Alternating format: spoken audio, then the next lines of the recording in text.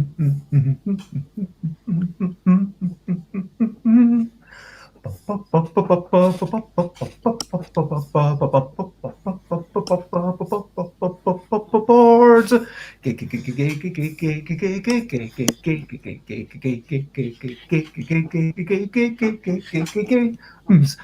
games, board games, it's what we're talking about. Board games, I'm not gonna shout. We are starting off this streaming with a little bit of singing, and over here to talk to you is the person known as Andrew. Now, Andrew, January, they have previously met me at Royal Festival Hall, and that is not the only place, that's not all. But Andrew January seems fairly cool. I'm not going to call them a damn fool. Andrew January is over there. Andrew's hair is not particularly fair. It is kind of brownish. And yeah, board games, I'm not going to shout. Board games, that's what we're talking about. Hey! Woo! Hello! And yes, hello, my hair Alan. is brownish. Yeah, Andrew is a dish. That's what I could have said. Hey! And good morning, Alan Houghton. It's lovely to see you Alan. back. I mean, now, yeah, it was weird without you the past couple of days.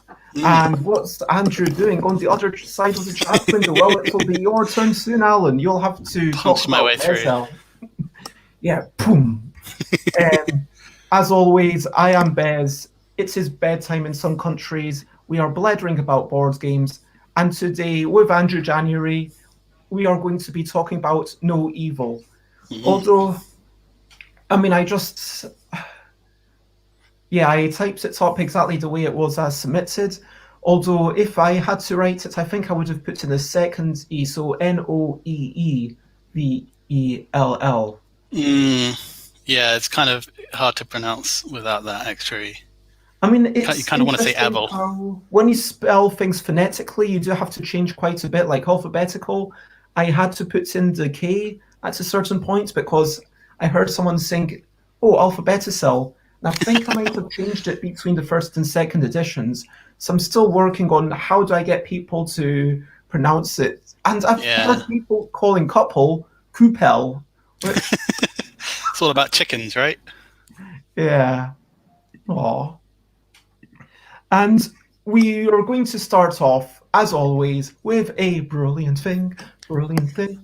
What's little thing which is brilliant? So I was going to say charity shops. Mainly because my dad goes to charity shops a lot in his lunch breaks, and there must be someone near where he works that collects loads of board games and then regularly calls their collection, because like 2 or 3 times a year I get a text being like, "Here's 6 games, which of them do you want?"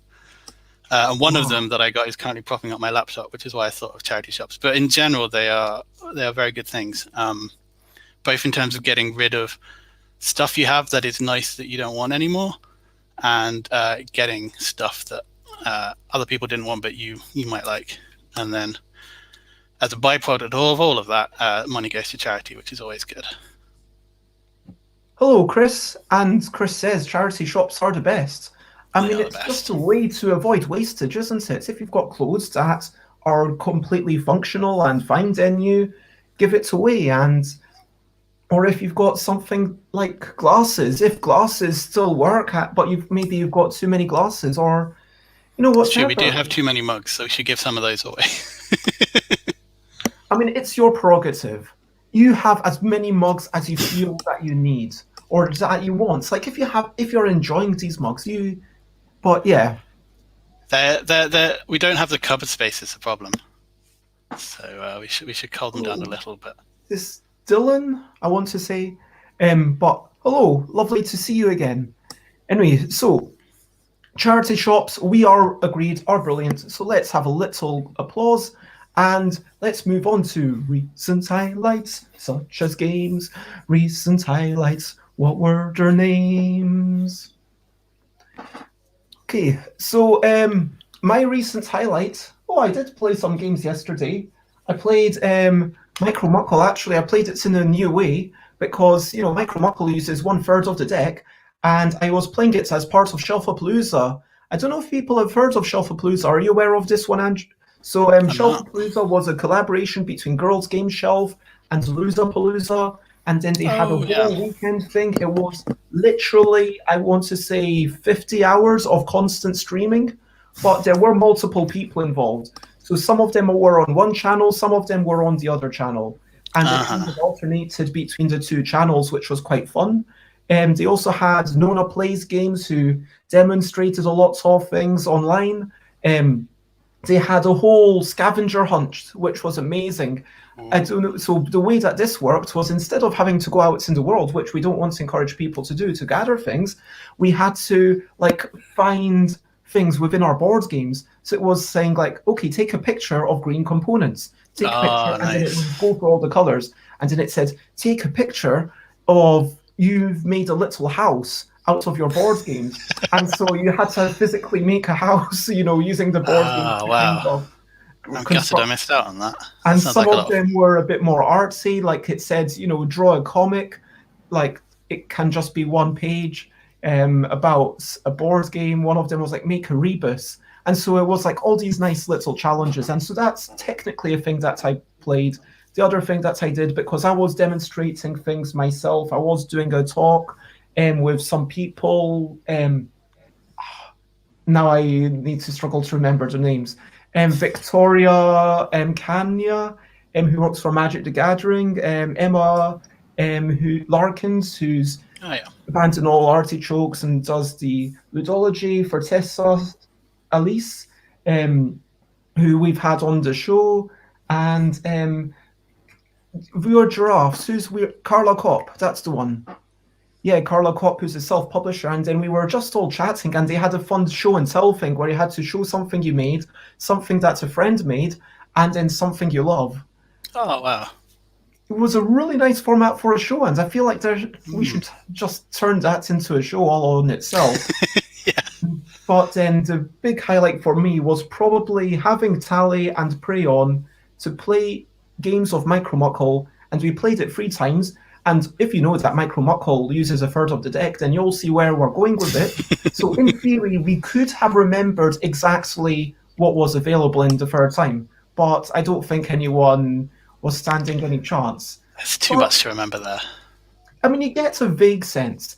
Like, you're like, okay, if one of them had been really weird, if it was like, okay, I need to see how many C's are in the deck, Bez. Can you remind me? And I'll say, yeah, there's 4 C's, but I'm not going to look through the entirety of the discard pile to tell you how many are gone. But we could probably remember, okay, there's probably been at least 1 C that's gone, but I don't think there's been all 4. So there's probably at least 1 more C coming in this game. So you get a nice little sense of that. And I managed to score my highest score ever, which was 30. Still not as good as Alan Oudson's 31. But yeah, so almost there. In a very big nutshell, that is my recent highlights. Nice. And I want to invite everyone in the chat, and as well as Andrew, I should have said this at the start. Everyone in the chat, please share your recent highlights. Have you played any games? But yeah, and what about you? I haven't played any games recently. I've been struggling to play games in lockdown. But I read this over the weekend, which I would highly recommend. Let me... Ooh, witchy. So it's a graphic novel. I guess a graphic novel. It's also a webcomic, which is how I found it. And then they turned the first 3 or 4 chapters into a book. It's about it's set in a world where the strength of your magic is determined by the length of your hair. So the longer hair you have, the more magic you have. Wait, so everyone wants to never cut their hair. So isn't that a religion already? Mm-hmm. The Sikhs, I think, tend to cut their hair. But then if your hair gets too long, that means you're too powerful, and so the state comes and kills you. Oh my god. Right. So the protagonist, her father had been killed because his hair was too long, so she then puts a spell on her hair to make it appear shorter. And then it's set around the time that they would be conscripted, so it's like her struggle, like she doesn't want to get conscripted. Yeah, it's really good. So I'd recommend it. You can the webcomic, I think it's witchycomic.com off the top of my head, or you can find the book if you prefer books. But yeah, it's really good. Yeah, maybe like I mean, that definitely sounds like something to check out. Making a note of it right now. See if you can read my writing. Alan Outson says they had a lovely weekend away at Stonehenge for sunrise, wow, and Glastonbury Tor for sunset Saturday, and the Temple of Apollo and Wells Cathedral yesterday. That does sound like you saw lots of lovely things. It's very busy, yeah. Remind me of your real name. Are you Dylan, or are you happy for me to call you Ion Cat? I'm really sorry that I'm terrible with names. But and this is like when I see you at the convention, like I think I've got to vague remember. I just want to say to everyone, if I forget your name at the convention, it's not a personal thing. I am just really bad with names. But okay, so I am actually remembering their name correctly. Awesome. So they played a lot of the crew recently, which I believe was the one that won the Spiel des Jahres, correct? Or was it just a nominee? Not paid enough attention. I think it might have just been a nominee, but I can't Either remember. way, it's pretty good. I mean, trick-taking game where it gives you all. I've not played it yet. Definitely one I want to try. It's on my list as well. I really want to try that one. And Chris had some friends over on Friday and watched Gremlins too. Excellent. And so, yeah, I'm glad that people are enjoying life. And so let's move on. Oh my gosh, this is the first time that we've had you on ever. That's true. It's going to be your first time with the questionably quick questions. Start the stopwatch, Alan. Okay, are you ready? I'm ready. When did you have breakfast?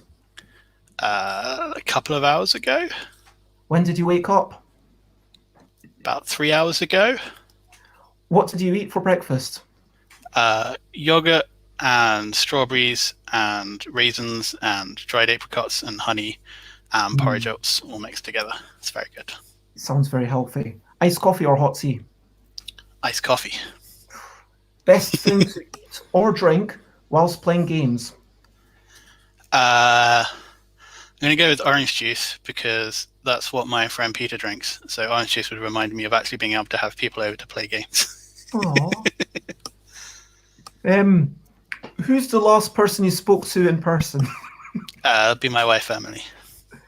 Books or podcasts? Podcasts. Oh, what's the last one you listened to? I don't think I listened to one this morning, so it would be Regular Features, which is what I listen to when I'm going to sleep. What's the last physical game you played? Last physical game I played? Probably Glasgow. Ooh, by our mutual friend Mandela FG. Yes, it was very good. Favorite color to play? Green, or whatever's left over after everyone else is picked. Cards or cubes? I'll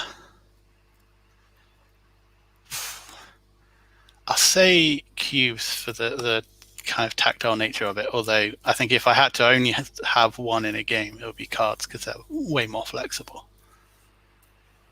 Wooden meatball or plastic figurine? Wooden meatball. And art or rules? Rules. I'm a rules person. Free games you love? 2 games I love. Pandemic. I'm gonna lump all the legacies and Pandemic into one. Cheat. Oh, that feels like cheating. I think you have to pick one of them. Okay, I'll go with Pandemic Legacy Season 1, then Pandemic, and then Suburbia. Okay. Wow. So, and if you had to include a fourth one? I had to include a fourth one. Which one more game would you like to take with you if you had to rush out of the house right now? Possibly Concept. Ooh. Yeah. I do You're like it as a rushing party out. game. It's not an emergency. You're not rushing out of the house in a bad situation. There's no zombie apocalypse. You're just rushing out of the house because suddenly there's been a miracle cure and everyone is free from, any chance of disease. And you're, okay, my God, we are going to have 5 people together to play games. Let's rush out the house and play games in the pub. In the pub changes it. If it's just at someone's house, it'll probably be nations. But in the pub, it'll probably, I don't know. You need something with a smaller footprint for the pub. So you're not ready. You've got to kind of think about this for a couple of minutes. Let's move Yeah. on. And then I've missed my window now, right? I can't go outside anymore.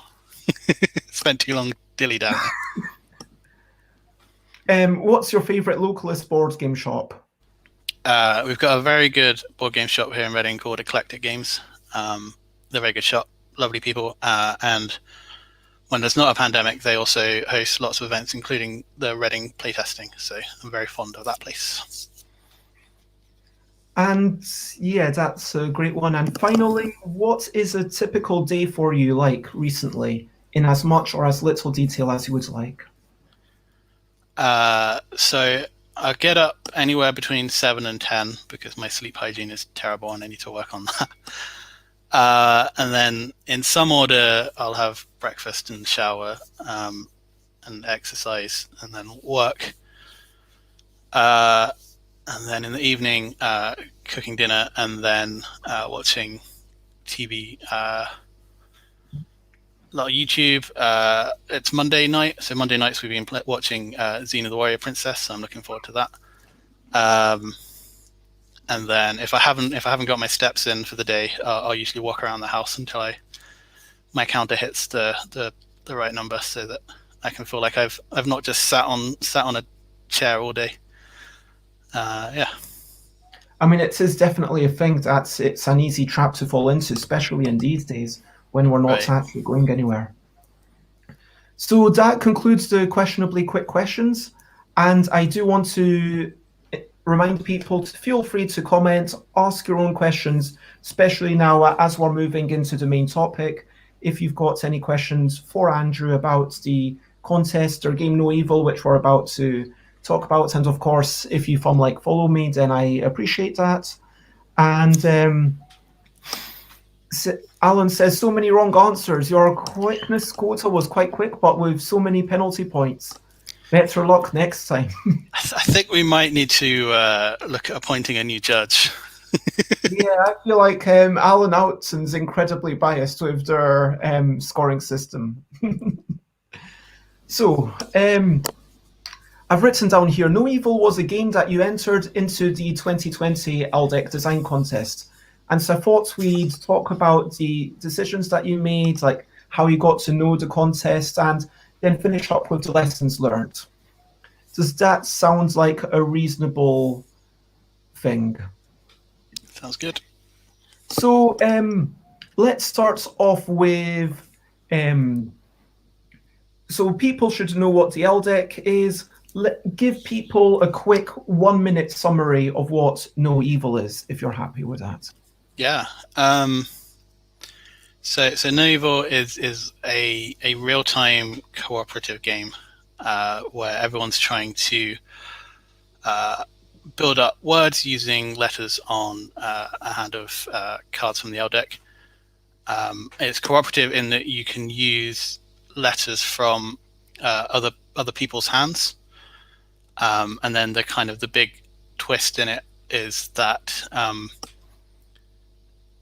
you can only play it over video chat, and that there are certain restrictions on how people can communicate. So one player would be muted, one player would have their screen turned off, and another player would turn their volume all the way down.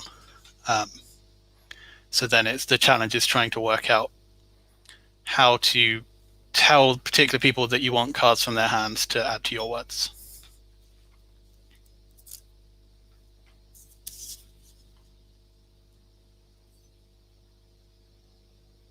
Oops, I've got your short summary and stuff here, and let me get rid of that banner. Sorry, I left it on a wee bit too long. So this was a thing. This was the one game out of the contest that Layla and Chris didn't play. We had, I believe, 16 entries, and there were 15 of them that I played, Chris played, and Layla played, and there was one. This one posed an interesting testing challenge. So we tested it on a Tuesday night. Now, normally on Tuesday nights, we like to only play games that everyone else can get involved in. So we start playing, and hey, as long as you've got pencil and paper, you can jump in with Micro Muckle or whatever. Oh, hello, Xay. It's lovely to see you. Let me move Andrew up top. So there we go. So now you can see Andrew better. And so, yeah, this was the one game. I think we played it with myself, Andrew Dennison, Heather Newton, and Xate. Yep. And so you were watching in the comments, Emily was watching, there were probably Andrew, Alan Alton, I don't know. Is the... Dylan, you'll need to check with Xate with links just to let people know. But yeah, so let's talk about let's go back a moment. Let's start from the past. How did you first hear about the ELL deck? So the ELL deck itself, I guess, was I think it was probably my first playtest in London. I playtested one of I can't remember what it's called, but one of the games that you were working on. And then the competition, I found out about the competition last year. I think through Twitter it would have been. And so I put an entry in last year as well, actually. And then this year, it was, I think in one of these streams, you were reminding people that the competition deadline was looming. So I was like, oh yeah, I should think about that for this year. I mean, I think, yeah, this isn't the first year that you entered, though. I mean, last year you had your entry last year, didn't make it to the final 5, like, cuts off either. No. And bye, Chris, by the way, I hope you have a great day. And yeah, how did you find the process last year? And obviously, No-evell, it has been cut from consideration now, and we've got like the top. Okay, it's technically 9, but with these 9 games, it was like, yeah, all 9 of these games are pretty good. We can't totally decide which ones of them should make the final cut, so then we're going to start cutting them down as we play more and more. And certainly, I'm hoping to play a fair bit of Biddle, and we'll see other games like what we can. If I can play them with parents, and like definitely that DefNell is going to be a hard one to test properly because I don't know when or if I'll be able to get a group together of 10 people, at which point tricky. I think I might even have to defer that to next year, which would be a real shame because I can't in good Anyway, so let's not talk about how did you've been through the entire process twice, you could say. Yep. So how did those two, how was it for you? I mean, you came back, so I'm happy that it must have been not terrible at least. Yeah. Well, I mean, it's a pretty, once you've designed a game, it's a pretty low barrier to entry, right? Like write up the rules. Well, I guess for some people writing up the rules can be tricky, but write up the rules and send it over. I think the big difference between this year and last year is having the streams where we can watch people playtest, and that's been really fun watching you guys playtest it. It's been really good. I mean, honestly, the streams was done because I didn't have the energy to write up a half-decent session report. And I felt like, okay, well, firstly, I don't have the energy for that. What can I do? Secondly, I'm streaming. This is a thing that I can do. And so, problem, solution, and then Chris got me like the solution. We talked about this yesterday. I'm not going to repeat all of it. I think for me the streams have been a lot better than just having the written report, because there's always so much more you can get from watching people play it than you can from a written summary. The written summary is obviously very useful to have in terms of looking back over and having kind of extracted the key points, but watching people is just so much. You get so much more out of that. I mean, to be fair, with the streams, there are going to be some people who don't wish to have their faces shown. So Chris is quite happy to show their face in public. I mean, they've got a topless photo if you want to check out their Instagram. And as you do, to be fair, on your Twitter, good on you. Some hot shots. I don't know what's up with that. I'm still a bit bewildered by the whole hashtag. First trap. I don't understand what it's to do with being thirsty. I just get really confused.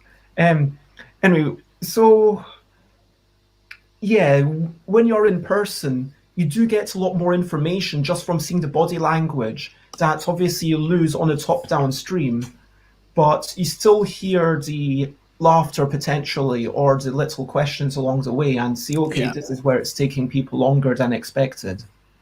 Right, yeah, there's you can see where people are struggling, which those sorts of things aren't necessarily going to get put into the written report. And just off topic, Xates is trying to explain it refers to users first, a colloquialism that likens sexual frustration to dehydration, implying desperation. Ah, there you go. And apparently the website of the Witchy is working even in China. So that's good. Yay. But yeah, so did you have anything more to chat about regarding the whole process of that game? So I'm just going to try and reposition myself so the sun's not quite so in my eyes. The only other thing I would add is the difficulty this year in finding the entry form, which was covered in yesterday's stream as well. So okay, so let's talk about this part first, which was like the most challenging parts of the game, which was, okay, the whole concept of the game was that it deprived people of their senses. So it was based on the see, hear, speak, no-evell. And arguably, so we played it with 4 people on a live stream, and all 4 people were trying to play.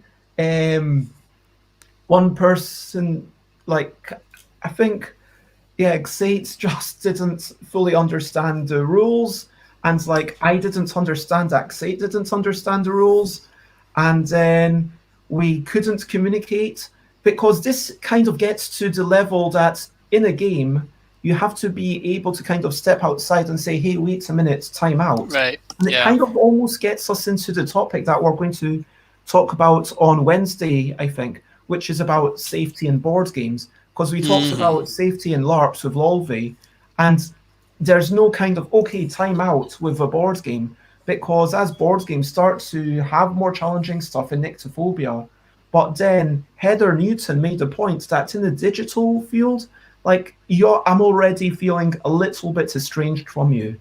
It's not that I don't consider you a friend, or I'm not excited to see your voice and, to hear your voice and your face. Got the waveforms going. No, I'm not. I don't have that extra perception, but I'm trying to think, see, and speak to you, obviously. But like, as I can't smell you, I can't touch you, and Yeah, I mean, you there's don't normally smell that strong, but I mean, neither of perfume or aftershave, and I don't think I've ever smelt anything of you. You just kind of, I've never gotten close enough to you to go, okay, that's Andrew's smell. And sorry to go into this whole thing, but I mean, Heather Newton made the point that because we're already feeling that step removed, yeah. having another barrier was, yeah, a bit thingy. Yeah, definitely. Yeah, it did not go well. The whole stream was because it started off with was it 5 mil you were playing? Um, Or it might have been that day. I can't remember. because whichever it was, it was a word game that you'd played before that had gone relatively well, and then this time you had no vowels coming up, so the game just went along for a long time with no one be able to complete any words because there were no vowels, and then you did the no-evell stream, which also did not go well, as they said. So it was like a night of disasters, and maybe people were already kind of a little bit on edge from all these damn consonants. That's why, if we play with a subset, we really should have played with the other half of the deck. I mean, that should almost be like a recommended rule. Okay, if you want to play Micro Muck, I'll play it 3 times, and at least that will balance that. And Sates apparently won the word game that night. Sounds plausible. I don't remember. Yeah, so this kind of feels like it is the biggest. Yeah, so let's talk about this lesson learned. How would you kind of? What was your takeaway from this? So there was a couple of takeaways I took as a designer, I guess. One of them was, I guess maybe the lesser of the lessons was, so I think one of the problems that, as you said, was that especially Zay didn't know what the rules were, and I think that largely came about because it was a playtesting session, so you did what you'd normally do in a playtesting session, which is kind of give a quick rules explanation and then let's play and muddle through. And I think in this sort of a game, you need everyone because A, it's real time, and B, people can't communicate effectively to say they don't understand the rules. You really need everyone to be crystal clear on what the rules are and what the goals are and what you're doing. And so as a designer, it's like I knew that going, when I was writing the rules, and I think I did at one point have, and I think I took it out, a recommendation that play through once with without any of the communication restrictions, so that everyone knows what's going on. That definitely should have been in the rules, and I think. Possibly even more, it should have been baked into the rules in that, you play multiple rounds, and the first round you have no restrictions and everyone's just playing, with full communication, so that you would have heard that, Zate doesn't know what's going on and what the objective is. So I think you need, I mean that comes from, this hadn't been playtested before, right? You were doing the very first playtest of the game. I think it was like 3 days before the competition deadline. I was like, I'm just gonna put the rules down and send it over. I don't have time to playtest this myself. But I was like, I think the idea is interesting enough to warrant, sending it off anyway. And to be fair, you were very open with that. I mean. You did say, it hasn't been tested, and that's fine. As I said yesterday, it is about generating these great ideas, and I would say this is probably the biggest takeaway, the designer's responsibility for the player's safety in some measure. Right. So as we start to, So that was that was the second point I was going to come on to, the kind of second lesson learned. Yeah, I didn't know what you were trying to do. The second lesson I took away was, any time that you're playing around with people's ability to communicate, you have to think that through on a much deeper level, because communication is such a vital thing for us as human beings, and people play board games to, in large part, to come together. It's a social experience. So while the board game could be playing around with some of the social conventions and communication, that always has to be the kind of the top priority, that it's a fun experience for people. I guess that's not true. It doesn't have to be a fun experience, but if it's not a fun experience, there has to be a reason for that. And you have to be able to broadcast that to the players. You have to say, right, this is the things that go on. And yeah, Xate says also they didn't realize that. Xate thought that Heather could hear, see, and speak because Heather had their headphone AirPods in, but Heather had turned the volume off on the computer.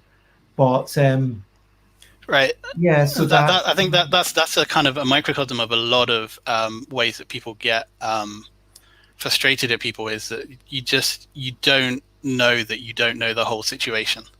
So you're sitting there getting annoyed and frustrated at people for not doing something, not knowing that they also have, their own reasons why they're not doing whatever. And so there's enough of that in real life. I don't want that in a board game. You know what? It could be an interesting idea to explore. I think maybe explore in real life where you have certain words that you can't say, and these are super important words that would transmit lots of information. So there's a game I'm kind of interested in playing. I think it's Mansions of Madness. I think that's a game, but I don't know if it's the game I'm thinking of. It's set in kind of the Lovecraft universe, and I think it's a co-op. So you're trying to achieve something, but over the course of the game, you get kind of madness cards. Which, I mean, there's problems with that framing of it, but they're essentially restrictions on how you can communicate in kind of weird and interesting ways. You can only nod or mount. Yes, Mountains of Madness. That is it. And so that is kind of playing around with, because you get that from what I've seen when I've watched people play it. You get that frustration where you're like, why aren't you just telling me the information I need to know? And then at some point, someone will go, oh, they can only communicate in this particular way. And you get that kind of peak of frustration, and then the relief of having figured it out, and then the new challenge of, okay, well, how do we carry on working with these restrictions now we've figured it out? I mean, that's an interesting one, because I think that is a game that does that just for fun, right? It's just fun exploration of those restrictions. There's no message that one's trying to send, which is interesting. But if those restrictions were actually secret, then that would be kind of interesting. And morning, Javier, it's lovely to see you. And Alan Oughton questions the fact that Xate was testing Andrew's game. It was clearly sabotage. She knew what was going all along. Look, we were playing it with Heather Newton, who was totally impartial, and Andrew Dennison, who, to be fair, would have been a judge down the line. But yeah, I think no one knew that it was Andrew January's game until I revealed it, and I think that it was still a fair test. I was happy with it. I mean, this is now the other thing that I wanted to come to. Yeah, I don't mean should digital only games be allowed in life, Ban them all. but also, yeah, what is a digital only game, and if it can only be played digitally, is it a board game? And I and also, yeah, is that what I want for the L deck? That's kind of something for me to think about, really. I don't think you can chime in your bit.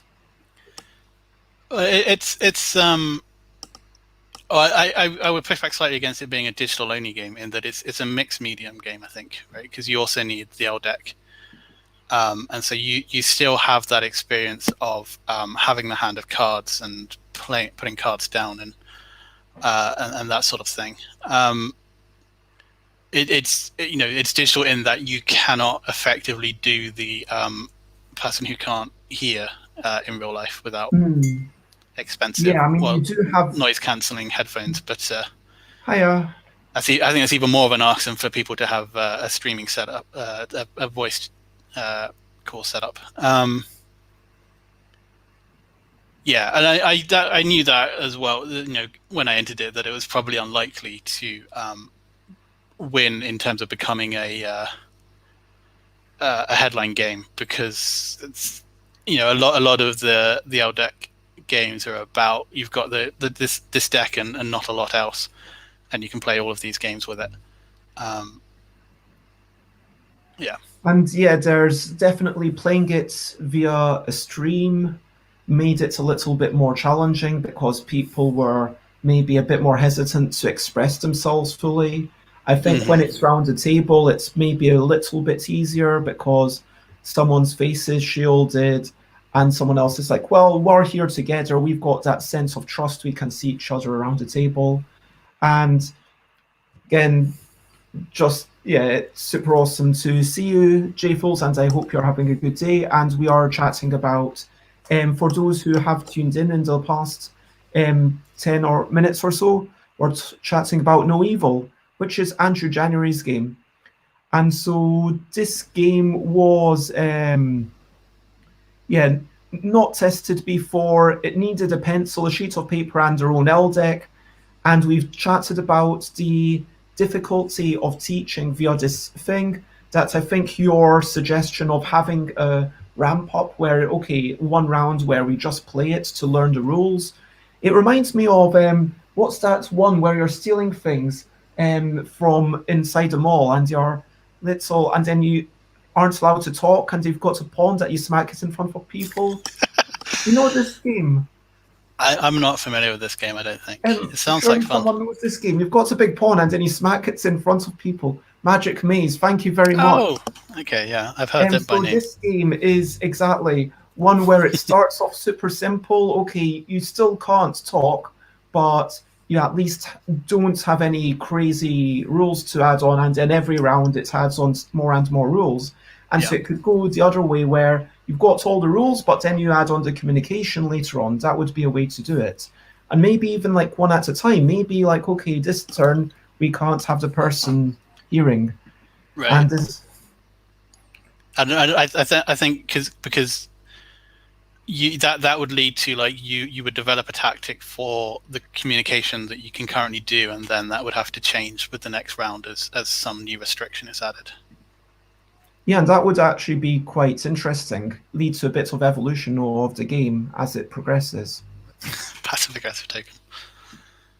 Oh, I did leave that in there. The you may want to play without the restrictions, but I think if I were to rewrite these rules, that would, if it didn't become a part of the round structure, I would have that as a much stronger recommendation that you really need to play it once without any restrictions. Oh yeah, for your first game, you may want to play.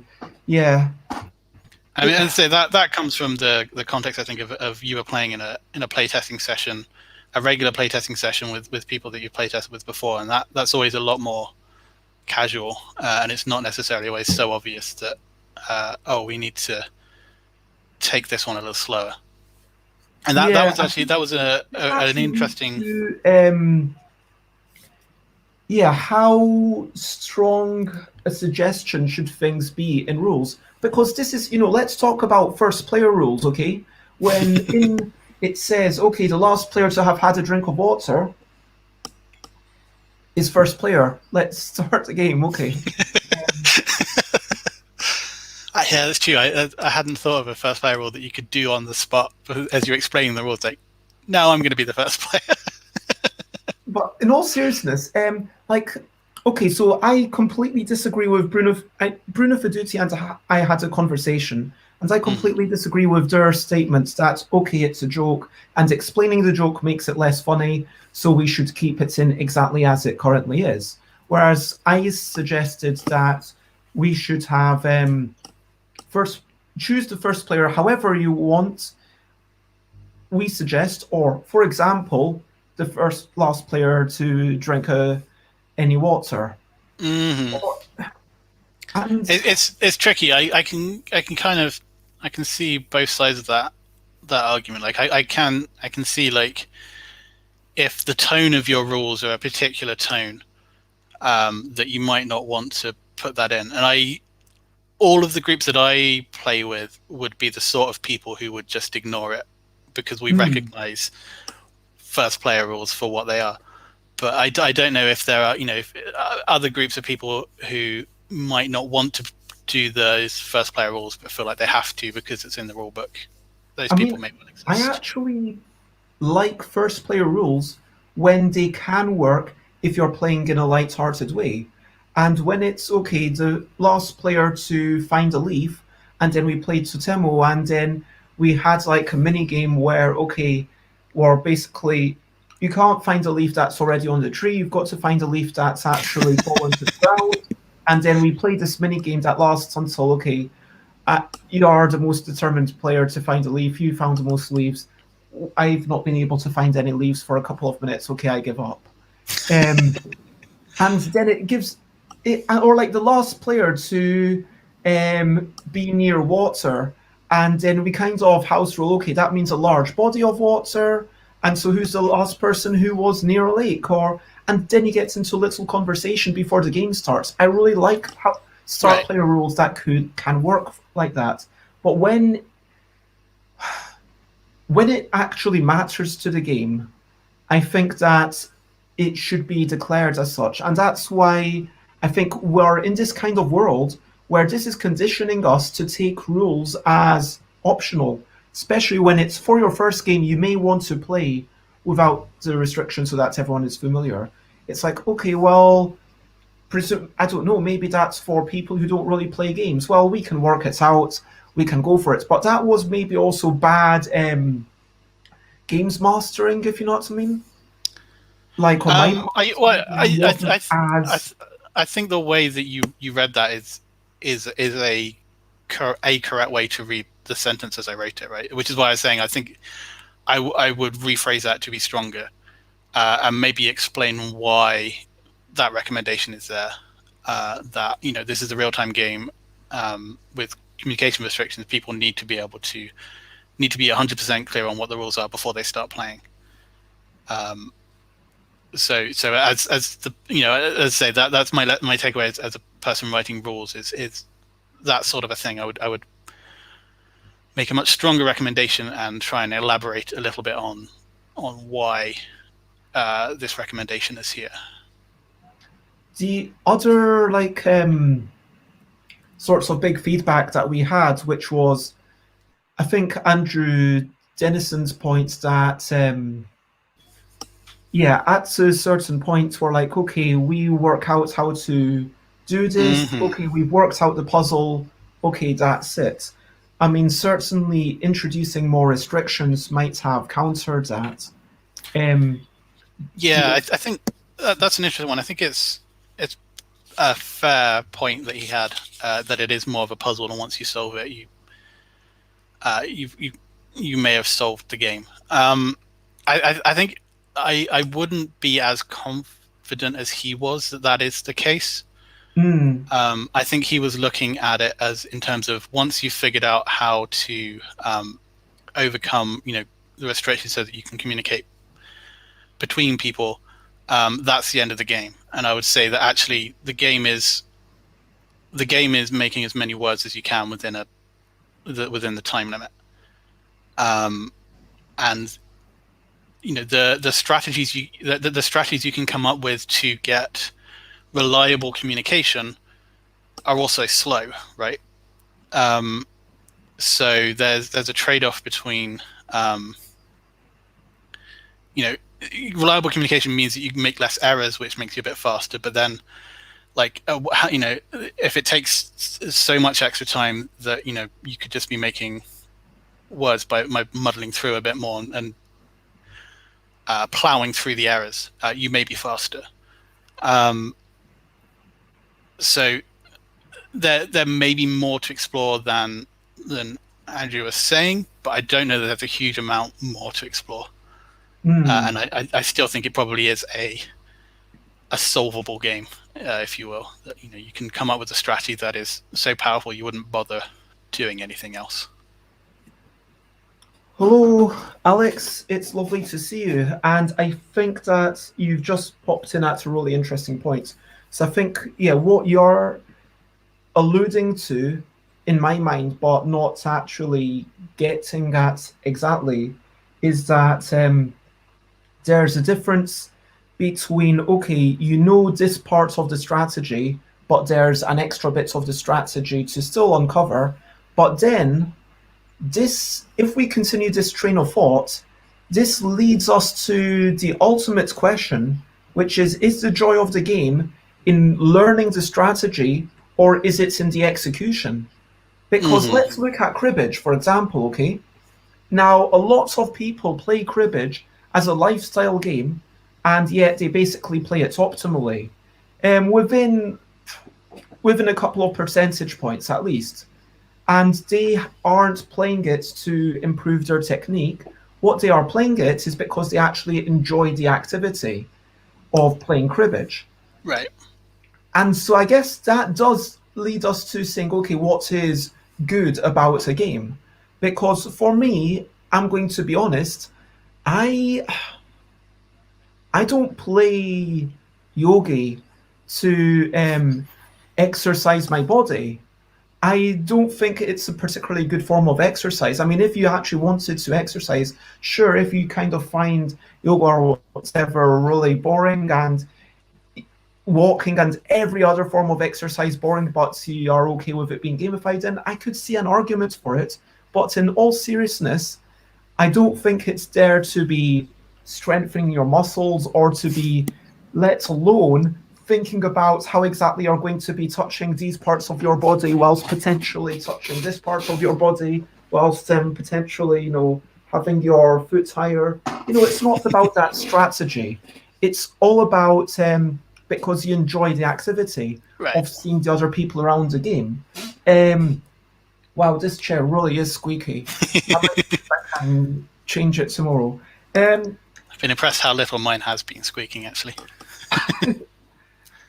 So, just to get what I'm trying to drive at. But I think for that to work, the actual act of playing the game has to be fun. And clearly, you guys didn't have any fun playing it. Maybe with people understanding the rules better, it would have been more fun. But I don't know that for the game, the rules as they currently are, that there is enough fun to overcome. I don't know that it's fun enough just to play as an activity. So I like the novelty is all in.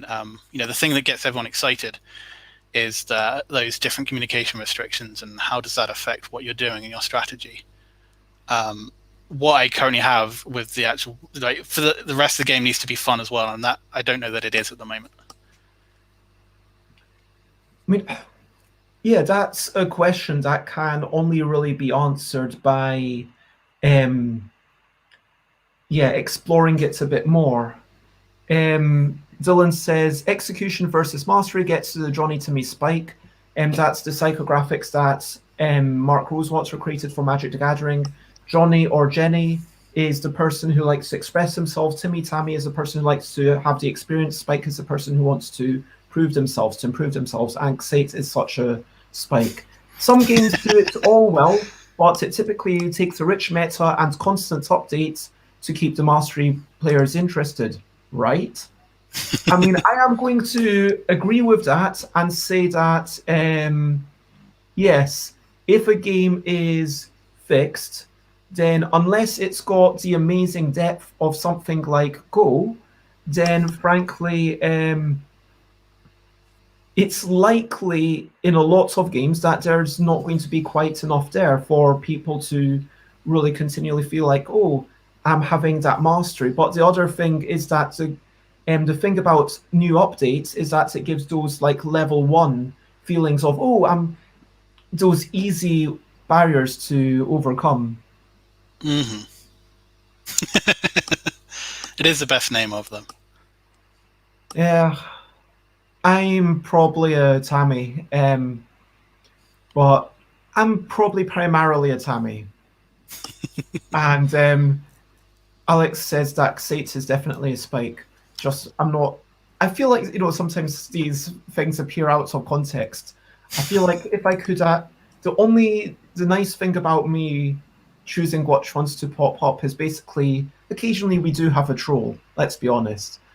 And well, that's why all of my comments are always really long, because I try and include enough context so that when you look at it and pop it up like 5 minutes later, it still makes some sort of sense. But that just means that it ends up like covering half the screen. It takes you so long to read it out. That's fine. Anyway, so I had one major criticism myself, which was basically once you've worked out the communication, it kind of makes sense to give one person everything, for one person to be making all the words. Mm-hmm. That seemed to be something that you hadn't really considered before showing it off. No, I do wonder how much of that comes from. So when you were telling me about the stream and you were going to do it on the Tuesday evening playtesting, you also suggested a rule change of you can only use other people's letters.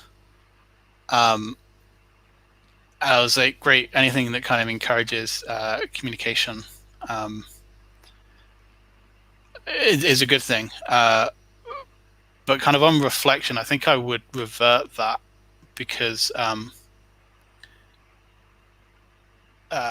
just trying to work out how to connect this back to what you were saying.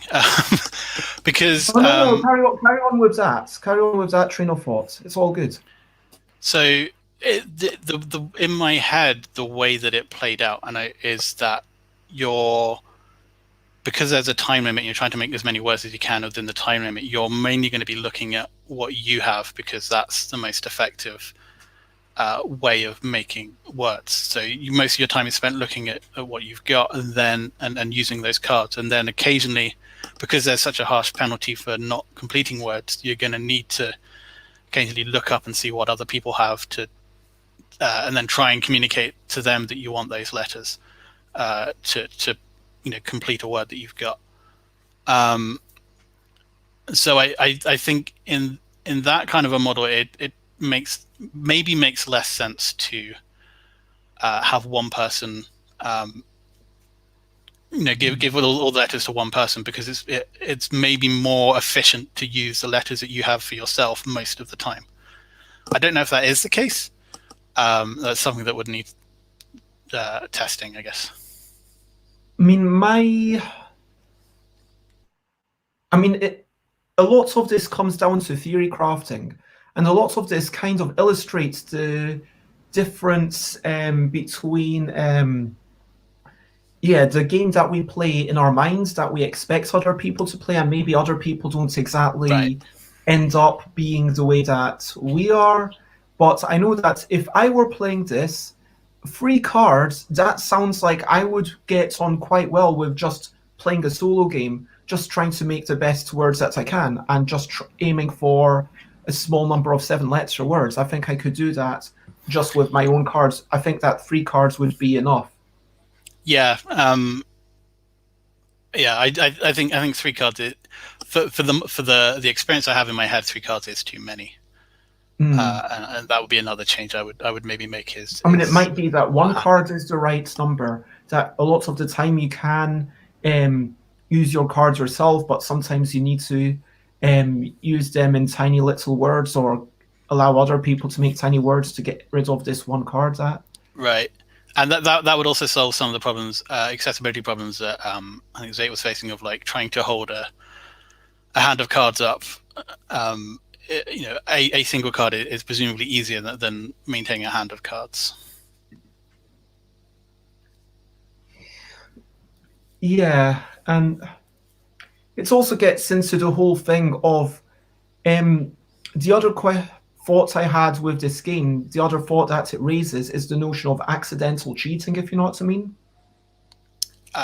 Because cheating in terms of we don't know the rules properly, and so someone makes a mistake that is, now this is more likely to happen, I hypothesize, in a stream where we're separated by video.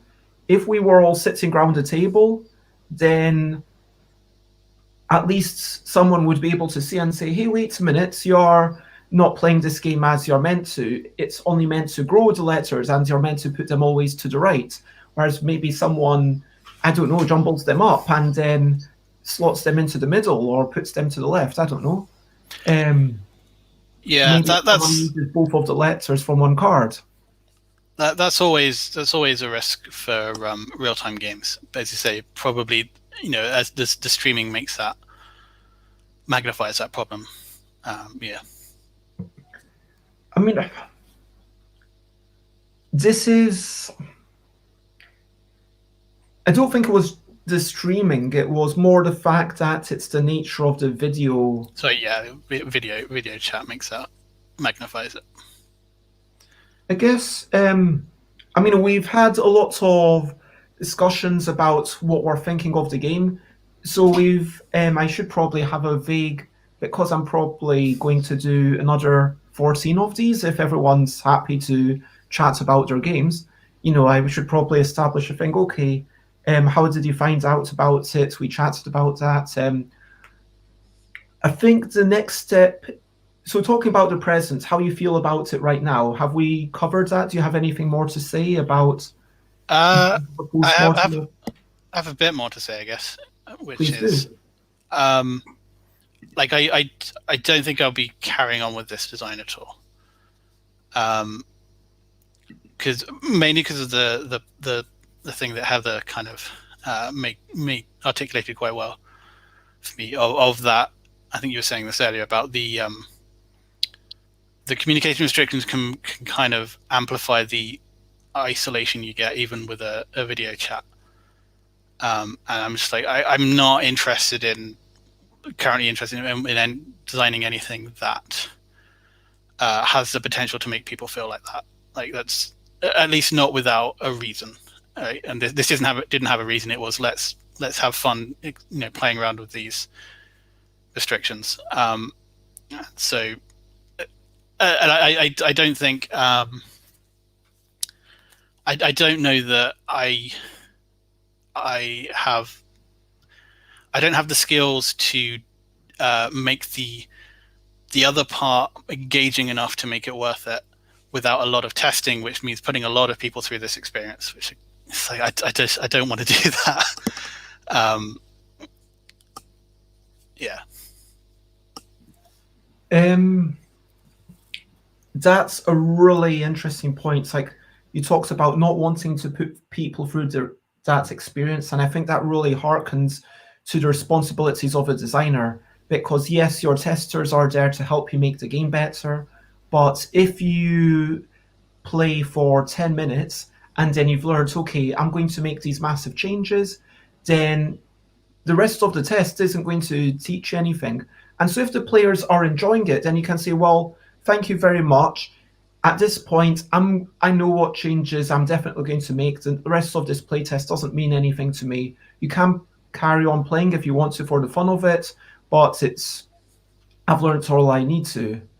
And so I think that's a really strong thing about saying, okay, what are you putting your testers through? And I think core thing is you are allowed to ask for consent because people, and it's all about informed consent. I mean, if people are aware that this is a game that's potentially going to be challenging because you can't communicate, I think it's can you find people who are genuinely happy to sign up? And personally, I would absolutely 100% sign up to that. Now, I don't know if I could find two other people who would definitely be happy to do it. But frankly, yeah, if you are happy to do it, and yeah, Emily has another computer and wants to play it. Do you have two L decks? I mean, you can print and play another one. We've got several. Okay, but yeah, so it feels like, yeah. So absolutely, as you say, like it can be done, and it can be done responsibly. You know, so making sure people know what they're getting into, and if they're happy to do it, then great. It's just not something that I'm interested in pursuing at the moment. That's fair. Because doing that is a lot of emotional investment still, right? Finding people, making sure that you're taking care of people is a lot of emotional investment that I'm not up for doing right now. So fair. Yeah, like if someone else wants to take these ideas and do something with it, then go for it. I tweeted earlier in lockdown about the idea of just like, this is an interesting space to explore, doing games over video chat and the different restrictions you can have. So yeah, it's out there, the idea. If someone wants to play around with it, go for it. Take on board all the lessons we talked about here in terms of the potential dangers of it, and making sure people are okay with and fully understand what they're getting into. But yeah, I think you could do some really interesting stuff with it. It's just I'm not interested in finding that stuff right now. That is totally fair. And I know that Sate's been sharing a lot of words, which is kind of in response to everything that you've said. Yes, the playthrough went horribly, but in the longer term, it caused several of us to have longer, more meaningful conversations after and actually become close friends. And so, yeah, that was... Were there four of us? Myself, Sate, Heather, and yeah, there were four of us. So yeah, we had a long chat about it privately. I checked in with people if they were okay for that information to be shared. I shared that with you. But also there was a big discussion because... So, anyway, Sate says, so was it fun? No. But am I glad we played it that night? Very much yes.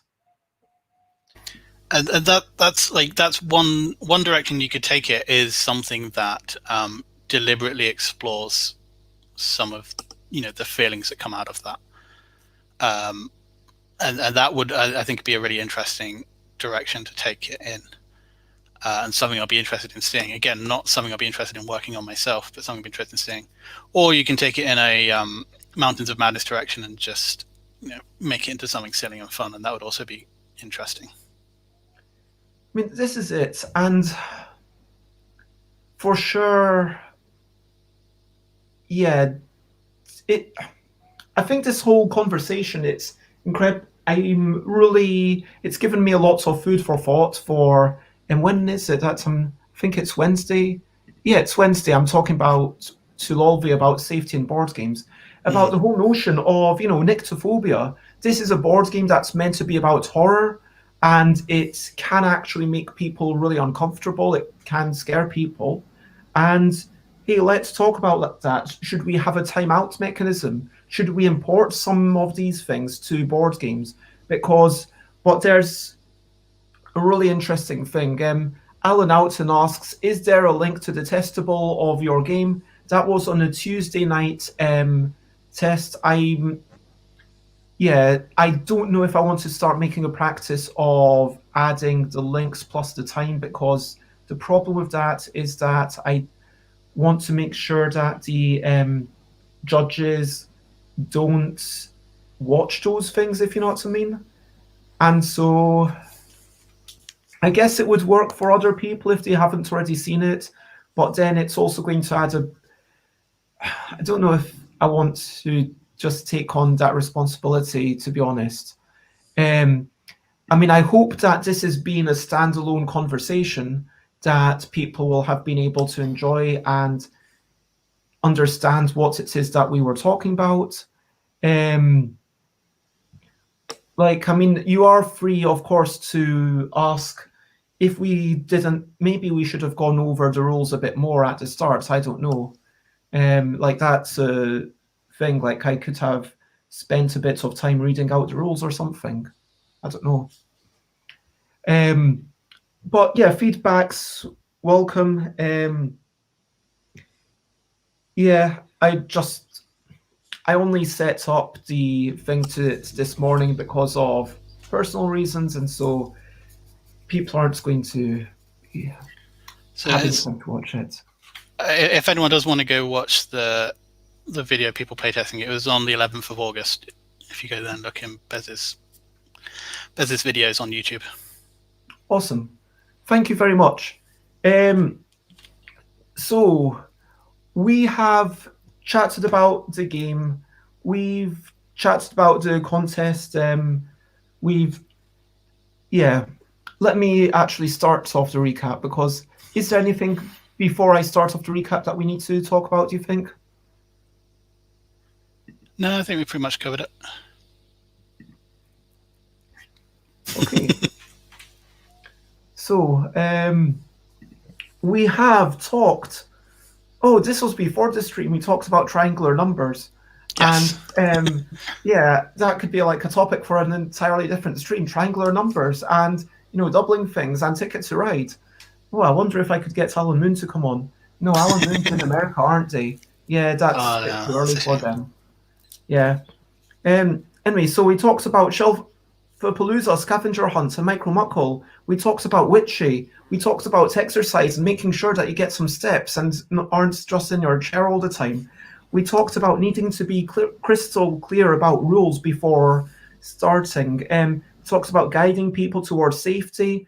Maybe not even guiding people, maybe even making sure that safety mechanisms are absolutely in place, because taking away communication can be such a major source of discomfort for some folk.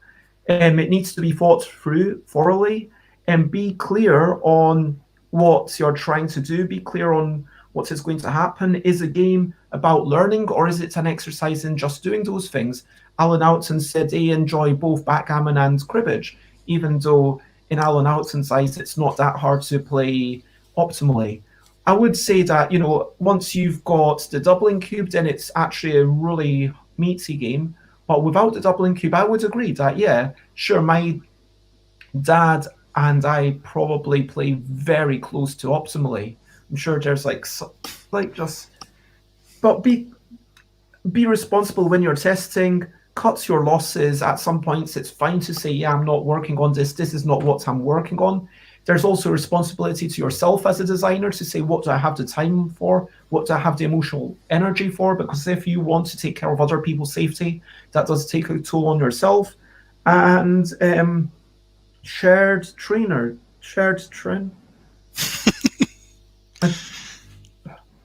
I don't know what I wrote at the last line. Yeah, that's my recap. So, apparently Xate's birthday was way better because of that game. Oh yeah, that makes sense. So yeah, because of making friendships. So, yeah, it's definitely nice to see a lot of good things came out of that as well. It's good. I talked very briefly about the scavenger hunts, just that Nona did good things. And do you have anything to say as we wrap up, Andrew? No, I don't think so. It's been a good chat. Okay. It's been really nice having you on, and maybe we can chat again. I mean, to be fair, we do chat very infrequently on the phone, which is nice. I've got your phone number. And I would say I know where you live, but I only know the city. But we've talked about getting together at some point, Yes, definitely. for Food Chain Magnate's holiday. Make it sound so exciting. So yeah, I want to say thank you very much for everyone who's been watching. Thank you to Chris, Alan Alton, Alex, Sate, Dylan, Jay Foolsguard, Javier, everyone who's just lurking. Thank you very much, and most importantly, thank you to Andrew January. Thank you to both. Yeah, thank you for submitting this game. Even though it totally didn't work, at least in its current iteration, it was, I think, I'm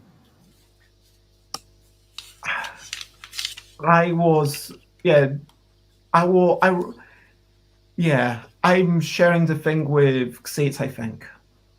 I mean, I do, again, feel a responsibility to those people. And I guess what we didn't mention is the responsibility of the GM, like the responsibility of me to kind of, okay, I'm showing this game to you. I am teaching this game to you. I should have that responsibility. I should not have been so invested in the game that I made Sate uncomfortable. And I think part of that was because of me. And I think arguably I was a bad teacher, at least in this instance of this game. That made it a very interesting experience, like watching someone else teach your game. Like I've done blind playtesting before, but this was like, it's never been playtested and someone else is now teaching it and doing so in a very different style to how I would have done it. It was a very odd experience. Like, wrapping up, if you want to find me, I'm stuffbybez.com, stuffbybez.blakecartel.com, twitter.com/stuffbybez, where I tweet a lot, although I've only tweeted a couple of times today so far. Instagram.com/stuffbybez, I share pictures of me with some AIDS games I'm working on, games I'm playing, and pretty things. Twitch.tv/stuffbybez, where I stream. Facebook.com/thingsbybez is a thing, and stuffbybez@gmail.com if you wish to get in touch with me. And if you wish to find Andrew January, on where do you like to be found? And I will paste it into the comments. I'm on Twitter at twitter.com/ajanuary. I also have ajanuary.com/games. There's some very outdated print and plays, and then there's one up-to-date one which I think is pretty good if you want to have a go, about being a kaiju stomping around a city and destroying it. Yeah, I had fun with that one. And yeah. Yes, that is on my Twitter feed if you scroll back a bit. And so, as we wrap up, I want to invite everyone to say, what are you looking forward to? What are your hopes and ambitions? It's over to you for this final section. So everyone in the chat, and even if you're watching this after the fact, think about it, because it's nice to kind of have something that you're looking forward to. What are you looking forward to? I am personally looking forward to, having a bit of breakfast. I've almost had I just realized I never brought my vitamins here, because I normally have these effervescent vitamins. But I'm also looking forward to having a walk. I'm hoping to, just put up all the streams for the next week and then try and put some information into the Google Calendar so that it's easier to put them up in future. That's going to be my task for the day. I'm hoping to have some nice conversations with people in real life. I'm hoping to even play some games in real life. We will see what happens. It'll either be, I've just still not decided that game, Triple/Rummel. Like, it feels like Rummel. It only makes sense if you know Gin Rummy. And Triple is a really good name. Or it could be collectible because it's set. But like Triple, okay, you've got a triple. Hey, you've got a triple. I mean, the real question is, Triple's a really good name. Is this a good enough game to be worth calling Triple? But tricky. Then there's also BBBB, which might be, with the revised scoring, like, easy enough to teach my parents. So we'll see. Like, Dave agreed to play some stuff, so hopefully we'll play one of those games tonight. And yeah, what are you looking forward to, Andrew? I think I said earlier, it's Monday night, which is Xena night, so I'm looking forward to watching that. That's going to be good. Xena.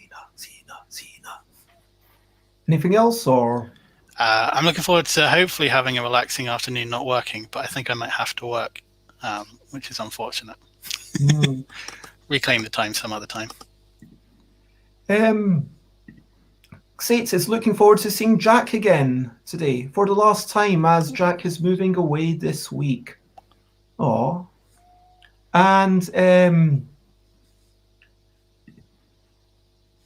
is Xates on Twitter? I follow the people Bez mentions, but don't actually use Twitter. So maybe now Alan Alton can be looking forward, or other people can look forward to seeing Xates' first trap board games thing. So yeah, there you go. So everyone can check that out. And I hope that you're all enjoying yourself. If you have felt like this is a stream worth sharing, then share and spread the word. And if you want to find out what my next streams are, the best way to do that is I should really have this as a redirect on my website. I can't think. Maybe stuffbybez.com/streams. Do you think that's a good thing? That'll probably be good. And then I could have stuffbybez.com/streams, and then it redirects, because currently I'm just going to show you how I find it myself. Yep, here we go. So I go onto my Twitter, and it's pinned at the top. So this is the thing, and I'm going to paste it in all the comments. There we go. Paste it there, and then you follow this, and then you see my Google Calendar, which is telling you that tomorrow we're talking about building communities via gaming with Tali Tarain, who was here 3 months ago, and also sent me a bunch print and play and a whole bunch of exciting stickers through the post. But that is not a prerequisite to be on the show. I just want to say you do not have to send me your games to be on the show.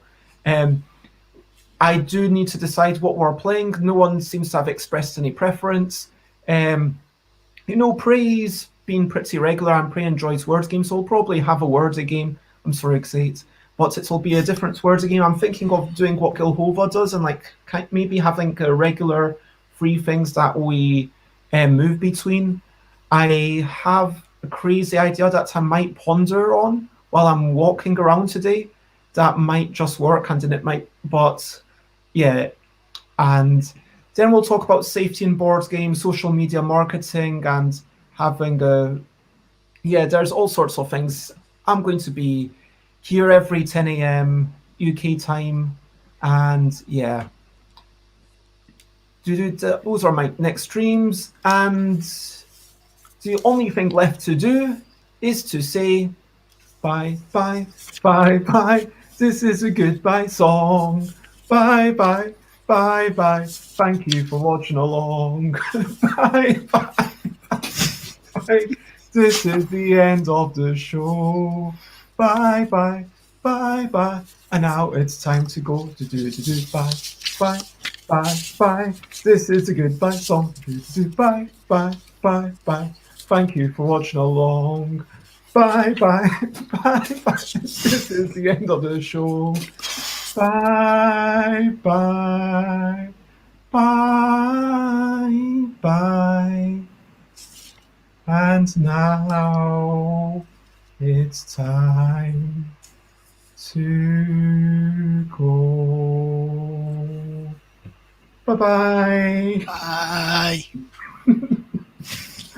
Oh my gosh. Wow. Oh yeah.